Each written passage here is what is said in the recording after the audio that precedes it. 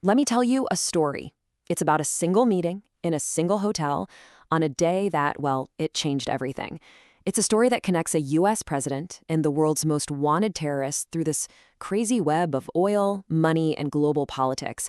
And it all comes to a head in one very specific place, on one very specific day. The scene is the Ritz-Carlton Hotel in Washington, D.C. You know the kind of place where power and influence are basically the standard currency. And it's here, on one fateful morning, that the paths of two family dynasties would cross in the most unbelievable way. And yeah, it all happened on this day. As the world was just reeling, trying to understand the deadliest attack on U.S. soil, a high-powered business conference was going on inside that hotel, almost like it was in a bubble, completely insulated from the chaos right outside its doors. But it's who was at that conference that makes this whole thing just so extraordinary. In the very same room, representing the very same company, were two men, George H.W. Bush, the father of the sitting U.S. president, and Shafiq bin Laden, the brother of the man who had just attacked the United States. So you gotta ask, right? How on earth did they end up in the same room on that day of all days? Was this just some bizarre one-in-a-billion coincidence of our globalized world? Or was it the logical endpoint of a relationship that had been quietly built over decades? To find the answer, we have to go back. Our journey actually starts way before Washington. We're going to the oil fields of 1970s Texas, because that's where the very first financial threads between these two families were woven together. So back in 1979, George W. Bush starts his first company, Arbusto Energy. And like pretty much any small oil venture, it needed cash to get going. And where some of that initial cash came from? Well, that's the first critical link in our story. An early investment of $50,000. It's not a huge sum, but it helped get Arbusto off the ground. But the source of that money has been the subject of intense debate for decades. And here's where the story splits in two. Officially, the money came from James Bath, a friend of Bush's from their time in the Texas Air National Guard. Simple enough, right? But then there's the critical allegation, one that's backed up by sworn testimony from Bath's old business partner, that Bath was just a middleman, funneling money from his very powerful Saudi client, Salem bin Laden, who was Osama's eldest half-brother. And, this kind of set a pattern that would repeat. When Bush's companies were struggling, they often got rescued by outfits with these really complex international ties. His failing company gets bought by Harken Energy. Then, when Harken needs a bailout, it gets a $25 million cash infusion. And when investigators followed that money, it led them straight to a frontman for BCII, the world's most infamous criminal bank, known for laundering money for, you guessed it, terrorists and intelligence agencies. So what starts as these murky, early financial ties, well, it eventually becomes something much bigger, much more official. It solidifies into a massive institutional connection, bringing the two families into the same orbit in a very formal way. And that brings us to the Carlyle Group, a private equity giant that basically became a magnet for former world leaders, defense contractors, and international financiers. It's the firm where the worlds of Bush and bin Laden would formally and very powerfully intersect. And just look at how intertwined they all were. After he left the White House, George H.W. Bush became a senior advisor for Carlyle, a rainmaker who used his global Rolodex to bring in investors.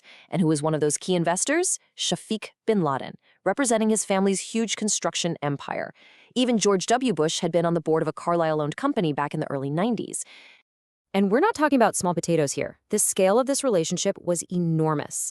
The total value of contracts and investments from Saudi sources that were directed towards Bush-linked entities, with Carlyle right at the center of it all, is estimated to be around $1.4 billion.